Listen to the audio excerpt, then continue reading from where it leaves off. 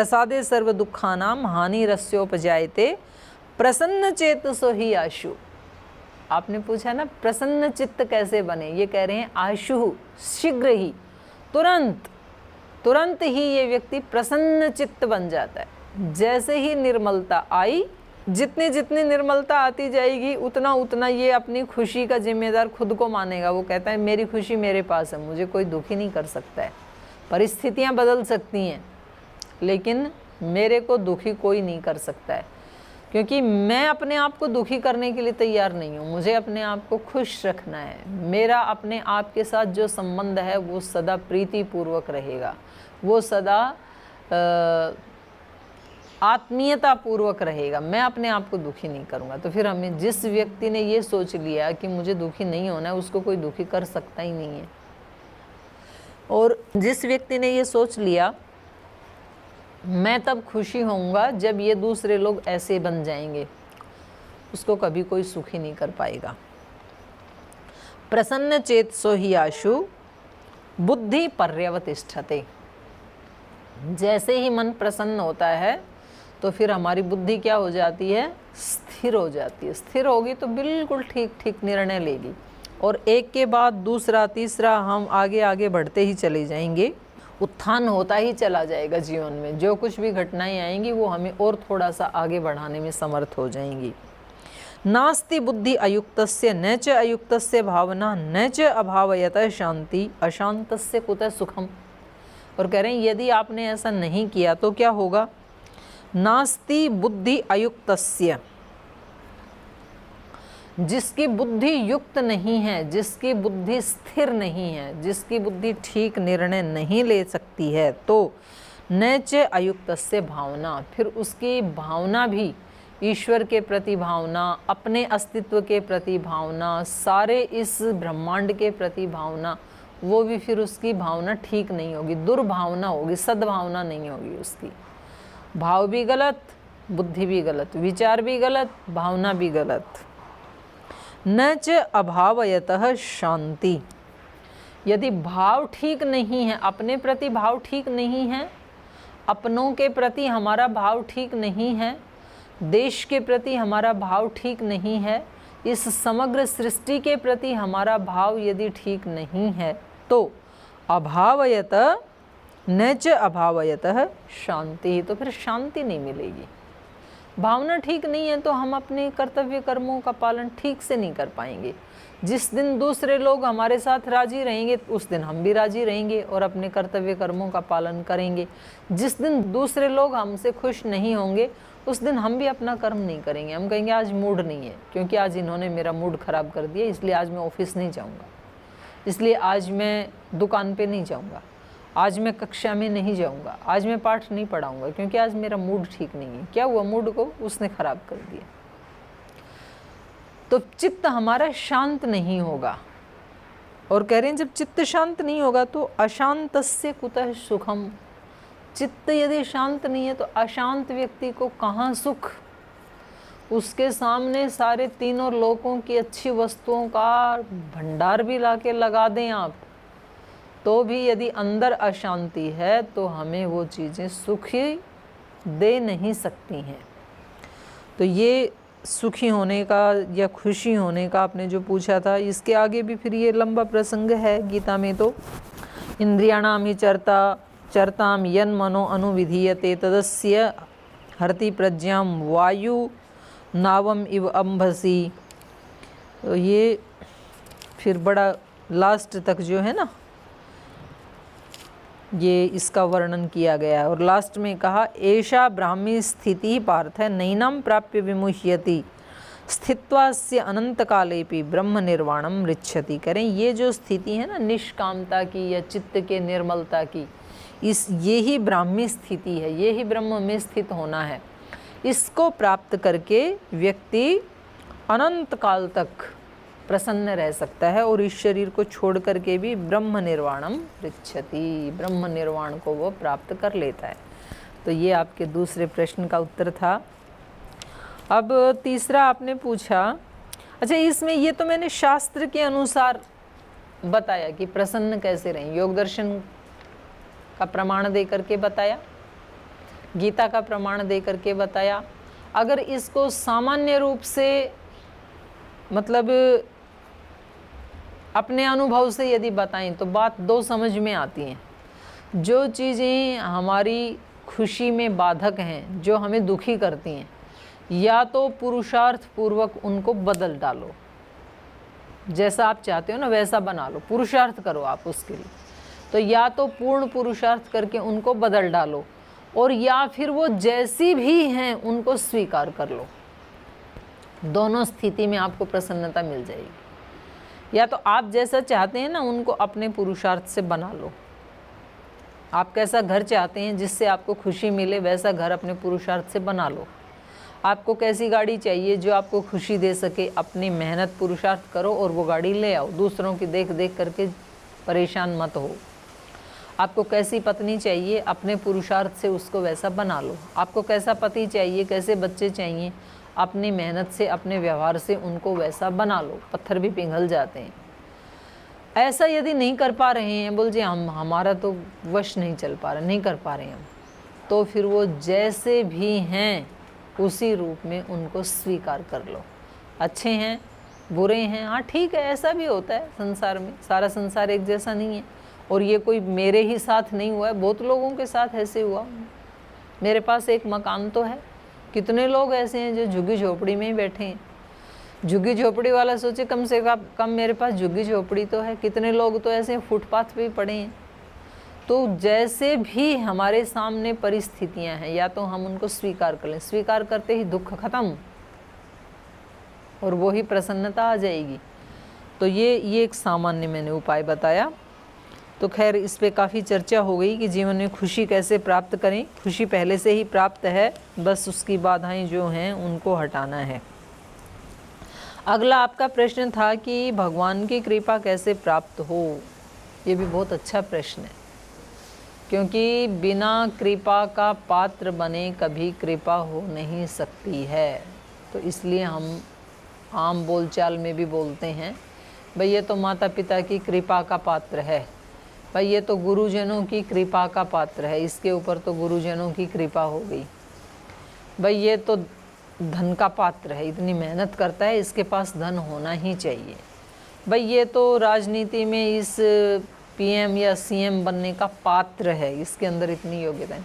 तो पहले हमें पात्र बनना होता है। तो ऐसे ही भगवान की कृपा कैसे प्राप्त हो, तो उसके लिए भगवान की कृपा का पात्र बनना पड़ता है। दो प्रकार की कृपाएं होती हैं, एक सामान्य कृपा होती है, एक विशेष कृपा होती है।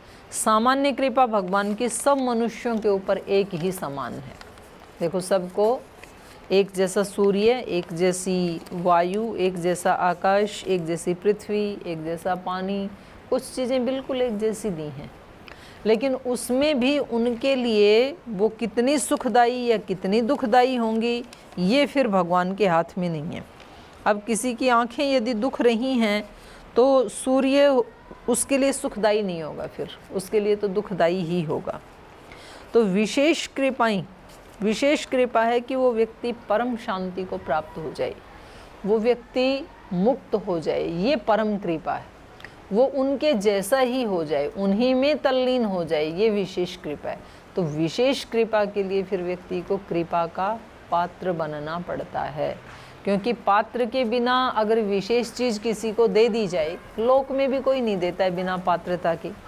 माना एक कोई दंपत्ति है और उनके कोई पुत्र पैदा हुआ, 20 साल में ये पुत्र पैदा हुआ, उनको अपने प्राणों से भी प्रिय है और इनके पास अकूत संपदा है, लेकिन जो उनके पास हीरे जवाहरात सोने चांदी के जो आभूषण हैं उनको वो तिजोरी में बंद करके रखते हैं, भूल करके भी बच्चे के हाथ में नहीं देते हैं। यद्यपि 20 साल के बाद ये सारी संपदा, ये सारे रुपए पैसे जेवरात, ये ज़मीन जायदाद हीरे मोती सब इस बच्चे के ही हाथ में आने, क्योंकि वही उसका हकदार है, वही वारिश है उसका। लेकिन बचपन में 2 साल का बच्चा यदि मांगने लगे कि ये मेरा ही तो है सारा, तो मुझे दे दो आप, तो माता पिता उसको नहीं देते। क्यों नहीं देते हैं? क्या उनको कोई द्वेष थोड़ी है? नहीं, अभी बच्चा उसका पात्र नहीं बना है। और बिना पात्रता के कोई वस्तु मिल जाती है तो वो उसकी कीमत को समझेगा ही नहीं।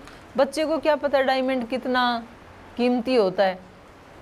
बच्चे के एक हाथ में डायमंड दो, एक हाथ में चॉकलेट दो, तो बच्चा क्या करेगा, चॉकलेट को पसंद करेगा। उसको बोलो दोनों में से एक वापस दे दो, तो वो डायमंड को फेंक देगा, चॉकलेट को खा लेगा, क्योंकि उसको उसकी कीमत का पता नहीं है, उसमें वो पात्रता नहीं है उसको पहचानने की। तो ये जो विशेष पात्रता जब वो 20-25 वर्ष का हो जाएगा और उसमें वो पात्रता आएगी कि कीमत क्या है डायमंड की, सोने की, तो सारा का सारा उसी को ही दे देंगे। तो ईश्वर का भी जो विशेष ऐश्वर्य है वो उन आत्माओं को मिलता है जो उसके पात्र बन गए हैं, जिन्होंने उसकी कीमत को पहचान लिया, जिन्होंने अपनी योग्यता को वैसा बना लिया है। तो वो पात्रता क्या है, तो ये गीता में उसका प्रमाण दिया है भगवान कृष्ण ने 14वें अध्याय में 24, 25, 26 नंबर जो श्लोक हैं। उससे पहले भी इन्होंने बताया कि देखो उसके लिए शुरुआत कहाँ से करनी पड़ेगी। हमारा जो अस्तित्व है वो त्रिगुण से बना हुआ है, सत्व रज तम, और हमें ये अपनी मर्जी से तो एक एक ऐसे घूमते ही रहते हैं, कभी सत्व की प्रधानता, कभी रजोगुण की, कभी तमोगुण की। तीनों में से अच्छा बुरा ऐसा नहीं कह रही हैं, तीनों ही अपनी अपनी जगह अच्छे ही हैं, लेकिन जिसको भगवान की कृपा को प्राप्त करना है उसको क्या करना पड़ेगा, उसको अपने प्रयास पूर्वक अपने सत्वगुण को बढ़ाना पड़ेगा। तो जैसे जैसे उसका सत्वगुण बढ़ता जाएगा तो वो उस कृपा की तरफ आगे बढ़ता जाएगा। तो अब कोई व्यक्ति पूछ रहा है, बोल जी कैसे पता लगे कि हमारी जो शरीर है उसमें सत्वगुण बढ़ रहा है और रजोगुण और तमोगुण नीचे घट रहा है, ये कैसे पता लगे। तो यहाँ इन्होंने बताया, इन्होंने कहा कि उसकी सारी जो इंद्रियां हैं ना वो प्रकाश से युक्त हो जाती हैं। जब इसका सत्व बढ़ता है तो इसकी सारी इंद्रियां प्रकाश से युक्त हो जाती हैं। ये 14वें अध्याय में ही ये श्लोक है 11 नंबर। सर्वद्वारेषु देहेस्मिन् प्रकाशः उपजायते ज्ञानम यदा तदा विद्यात् विवृद्धिम सत्वम इत्युत।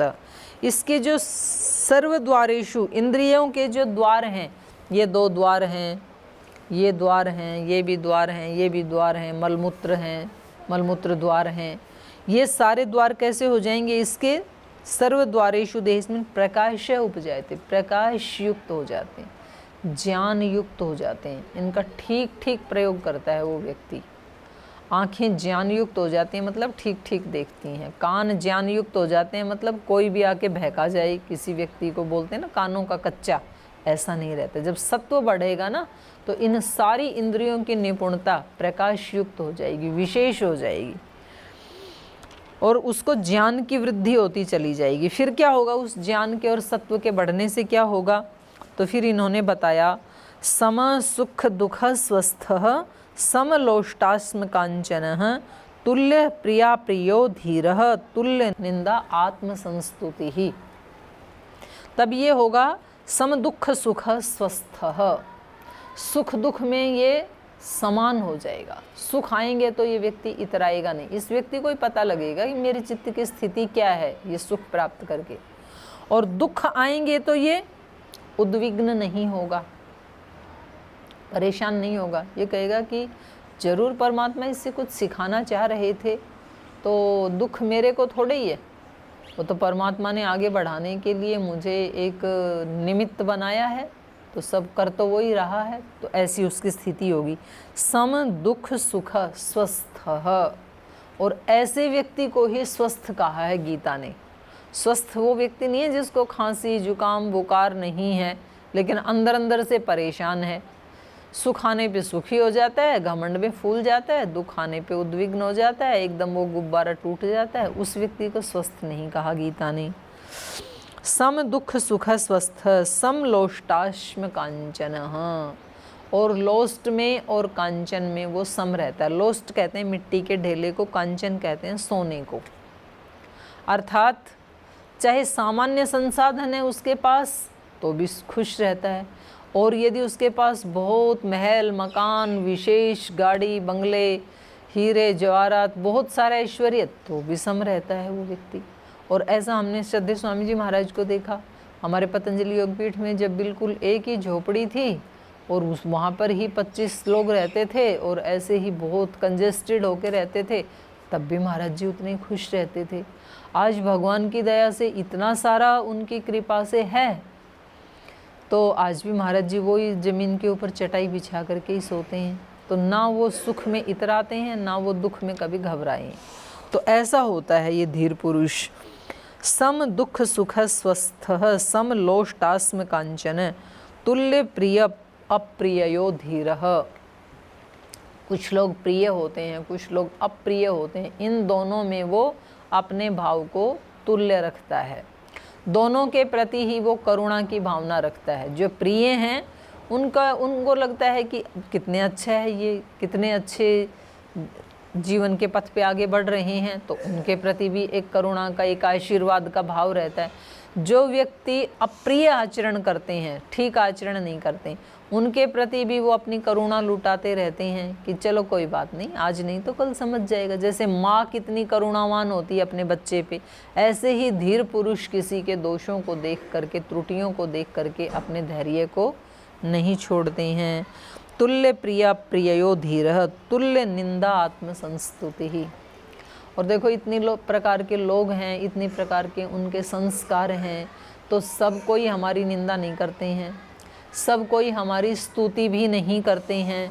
तो ये व्यक्ति चाहे कोई इसकी स्तुति करे, चाहे कोई व्यक्ति इसकी निंदा करे, इनमें ये अपने चित्त को समान बना करके रखता है। ये श्लोक पढ़ने में बहुत अच्छा लग रहा है, सुनने में भी बहुत अच्छा लग रहा है। एक आदर्श मूर्ति हमारे सामने आ रही है, लेकिन वो आदर्श मूर्ति बने कौन? वो मूर्ति ढूंढने की समस्या, कहाँ ढूंढें उसको? तो उसको ढूंढने की ज़रूरत नहीं है, वो मूर्ति, इसी मूर्ति को बनाना है। रोज़ाना थोड़ा थोड़ा प्रयास करना है, छोटी छोटी घटनाओं में इसका प्रयास करना है। और छोटी घटनाओं में पास हो गए और बड़ी में कभी फेल हो गए तो भी घबराना नहीं है। छोटी छोटी में पास होते होते फिर एक दिन हम बड़ी घटना में पास भी हो जाते हैं। मान अपमान यो तुल्य। संसार है तो कभी कोई मान भी करेगा, कहीं कोई अपमान भी करेगा। जिनकी प्रकृति अच्छी है उनको अच्छे लोग अच्छे लगते हैं, वो उनका सम्मान करते हैं। जिनकी प्रकृति थोड़ी अभी निम्न प्रकृति है उनको अच्छी बातें और अच्छे लोग अच्छे नहीं लगते हैं, तो वो अपमान भी करेंगे। वो मौका ढूंढते ही रहेंगे कि कब कुछ ना कुछ इनके बारे में बोलें, उल्टा पल्टा बोलें। लेकिन ये व्यक्ति एक सीध बांध करके अपने ध्येय की तरफ चलता ही रहता है, ना किसी के मान से ये फूल के कुप्पा हो जाता है, अपना रास्ता बदल नहीं लेता है, अपना उपकार करना बंद नहीं कर देता है कि बस अब तो सब लोग जय जयकार कर रहे हैं। और किसी का अपमान सुन करके ये वैसा टैग नहीं लगाता अपने ऊपर कि इस व्यक्ति ने कह दिया आप तो खराब, तो बोले बस मैं तो खराब हूँ, अब मैं रहूँगा, अब मैं कैसे उठूँ। भाई वो उसका व्यू है, तो उस अपमान जो वो कर रहा है वो उसकी दृष्टि है, वो आपके अंदर क्या देख रहा है, तो उसमें ये दुखी नहीं होता है। मान अपमानयो तुल्य तुल्यो मित्रा अरिपक्षयो हो। संसार में कुछ अनायास ही मित्र बन जाते हैं, कुछ अनायास ही शत्रु बन जाते हैं। हम उनके साथ शत्रुता नहीं करते हैं, अपने आप बन जाते हैं। लेकिन हमें अपना भाव दोनों के प्रति कैसा रखना है? तुल्य रखना है। तुल्य मित्र अरिपक्षयो सर्वारंभ परित्यागी। जो कुछ भी इसने अपने जीवन में प्रारंभ किया है, जो इसमें रहते हुए सर्वारंभ परित्यागी, मतलब उसने कोई टारगेट लेके कोई काम शुरू किया था और उसी समय कोई ऐसी सिचुएशन बनी कि वो तो पूरा नहीं हुआ और आपको कहीं किसी दूसरी दिशा के ऊपर भगवान ने डाल दिया कि अब आप ऐसे करो, आपको ये ट्रैक चेंज करना पड़ेगा, तो फिर वहाँ वो जिद नहीं करता है। ठीक है प्रभु, यदि आपकी ऐसी मर्जी है ऐसा ही सही, तो हमने तो ऐसे प्रारंभ किया था, अगर आप इसको नष्ट कर रहे हैं तो ज़रूर आप इससे कुछ अच्छा करवाना चाहते होंगे, तो कोई बात नहीं। सर्वारंभ परित्यागी गुणातीतः स उच्यते। उस व्यक्ति को गुणातीत कहते हैं। गुणातीत मतलब जो त्रिगुण से ये सारा ब्रह्मांड बना, सत्वरजतम, हमारा शरीर भी उसी से बना, सत्वरजतम से, माने 5 भूतों से। सत्व रज तम से 5 भूत बने, 5 भूतों से हमारा शरीर बना।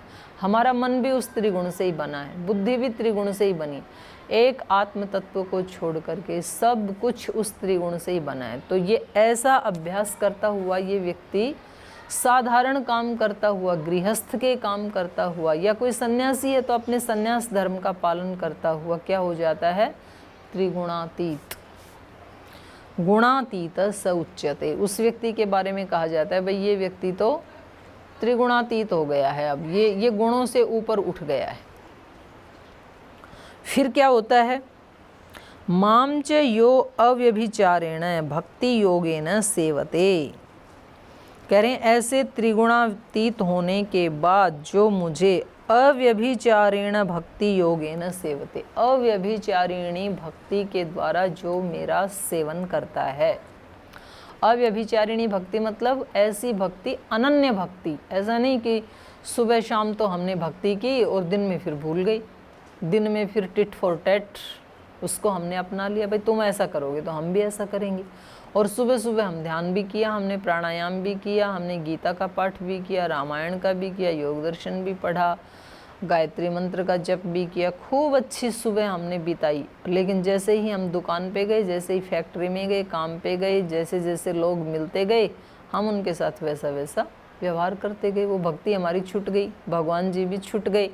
तो ये हो जाएगी व्यभिचारिणी भक्ति। व्यभिचारी उसी को कहते हैं ना जो एक जगह स्थिर नहीं रहता है। अव्यभिचारी उसको कहते हैं जो एक ही जगह दृढ़ रहता है। तो इसलिए यहाँ पर कहा अव्यभिचारेण भक्ति योगेन। इसकी भक्ति कैसी होती है? अव्यभिचारी। अव्यभिचारी भक्ति योग के द्वारा टूटती नहीं है एक पल के लिए भी, उसका ध्यान वहीं रहता है। कैसी भी परिस्थिति आए लेकिन उसका ध्यान इधर से उधर नहीं होता है। अव्यभिचारेण भक्ति योगेन सेवते, जो अव्यभिचारी भक्ति योग के द्वारा मेरा सेवन करता है। नहीं तो क्या होगा, सुबह सुबह तो हमने किसी एक, जैसे मानो हमारे पास कोई तुलसी का पौधा है और सुबह सुबह हम उसको भक्ति भाव से उसमें गंगा जल डालते हैं, उस गंगा जल में थोड़ा दूध भी डालते हैं, धतूरा भी चढ़ाते हैं और उसकी आरती भी गाते हैं तुलसी माता की, पूरे उसको नर्चर करते हैं हम। सुबह सुबह तो इतना अच्छा किया और दोपहर में उसके ऊपर तेजाब डाल दिया हमने, तो अब वो पौधा जलेगा कि फलेगा? तो जलेगा, कैसे फलेगा वो? तो ऐसा हम हमारे जीवन में त्रुटियां कर देते हैं कि हम सुबह शाम संध्या के समय सत्संग में गुरुजनों के पास होते हैं, तब तो हम अच्छा आचरण कर लेते हैं, लेकिन कभी जब हमारे सामने प्रतिकूल परिस्थिति आती है तो फिर हम उस सारे ज्ञान को भूल जाते हैं। तो फिर वो हमारा जितना हमने किया था ना वो नष्ट हो जाता है। अब एक व्यक्ति को एवरेस्ट पे चढ़ना था, अब वो 10-15 हज़ार किलोमीटर तक चढ़ चुका और फिर वहाँ जाके उसका पैर फिसल गया, वो गिर गया, तो अब ये इसका 15,000 किलोमीटर जो चढ़ा था वो भी वेस्ट हो गया ना, तो अब दोबारा चढ़ना पड़ेगा फिर। तो ऐसा हमारे जीवन में हो जाता है। तो इसलिए इसका उपाय बताया, यो च माम च यो अव्यभिचारेण भक्ति योगेन सेवते। और यही हमारे योग दर्शन में भी कहा महर्षि पतंजलि ने, स तु दीर्घकाल नैरंतर्य सत्कार सेवितो दृढ़ भूमि।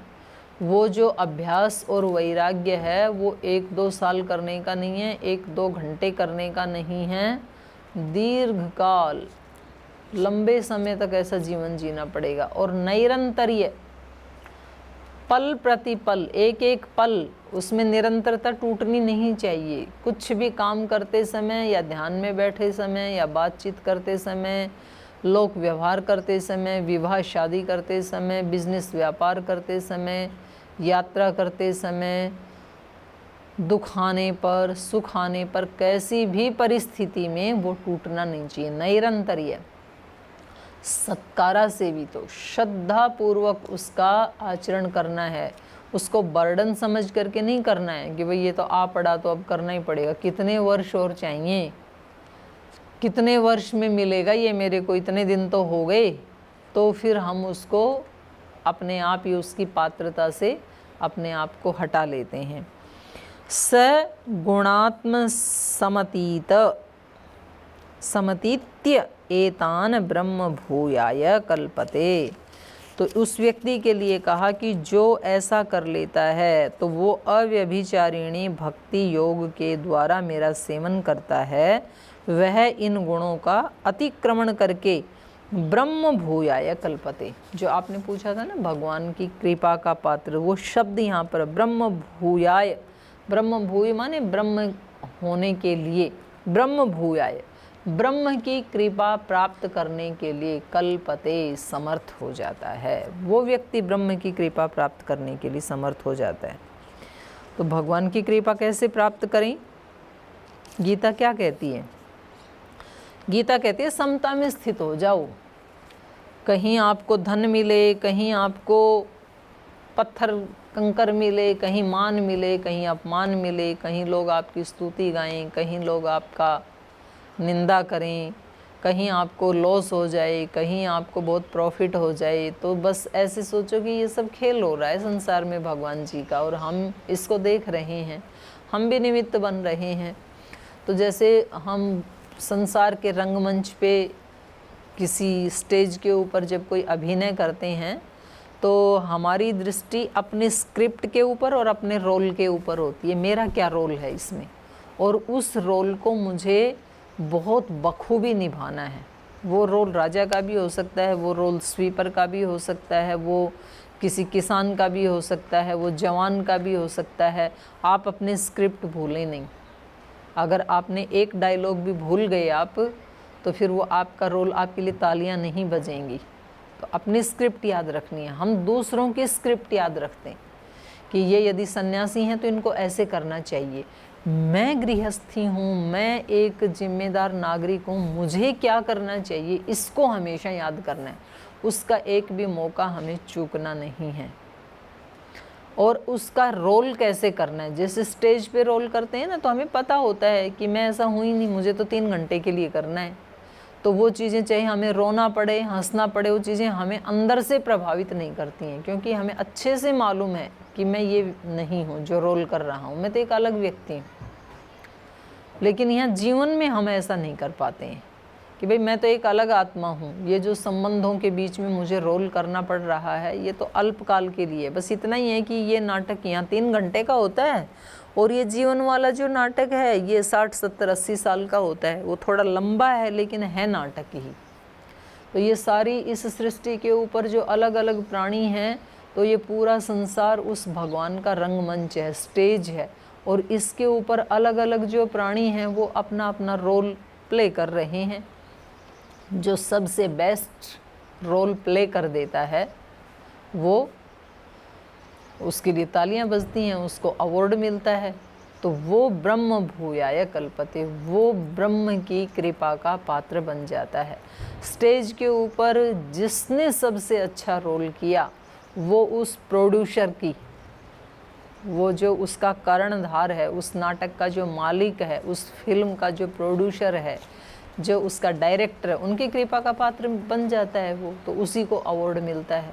तो भगवान की कृपा प्राप्त करने के लिए सीधे शब्दों में यदि कहें तो हमारे लिए भगवान ने जो भी कर्तव्य कर्म बनाए हैं उनका हम ऐसे पालन करें जैसे हम भगवान की अनन्य भक्ति कर रहे हैं। किसी भी काम को हम काम नहीं समझें, भगवान की पूजा समझें, भगवान की भक्ति समझें और उसको अच्छे से अच्छा, क्योंकि जो भक्ति है ना वो कैसे की जाती है, बेस्ट से बेस्ट की जाती है। जिस दिन हम भगवान के लिए प्रसाद बनाते हैं तो पहले नहाते हैं, फिर धुले हुए कपड़े पहनते हैं, ब्रह्मचर्य का पालन करते हैं, फिर हलवे को बनाते बनाते भी भजन गाते हैं, गायत्री मंत्र का पाठ करते हैं, तो अब उसका टेस्ट ही बदल जाता है।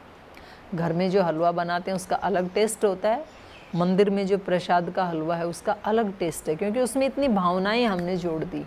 तो हमारे जो भी कर्तव्य कर्म हैं उनको हम भक्ति की भावना से भगवान का प्रसाद बना दें, और वो भक्ति हमारी टूटे नहीं। चाहे हम शरीर से कर्म करें, चाहे मन से करें, चाहे हृदय से करें, किसी भी रूप में व्यक्ति कर्म करता ही है। एक क्षण भी कर्म के बिना तो व्यक्ति रहता ही नहीं है। तो इस प्रकार से करते हुए हम भगवान की कृपा के पात्र बन जाते हैं, और जब उसकी कृपा हो जाती है, देने पे जब वो आए तो बेशुमार देगा। जिस दिन घमंड अपने सर से उतार देगा उस दिन तुझे विधाता अनमोल प्यार देगा। तो हम सभी उसके प्यार के भागी बने, पात्र बने। आज समय हो गया, शेष जो प्रश्न हैं उन पे हम कल चर्चा करेंगे। आज के इस पाठ को यहीं विराम देते हैं।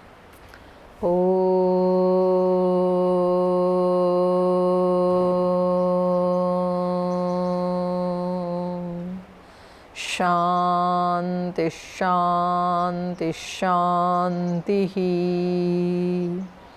श्री गुरुभ्यो नमः।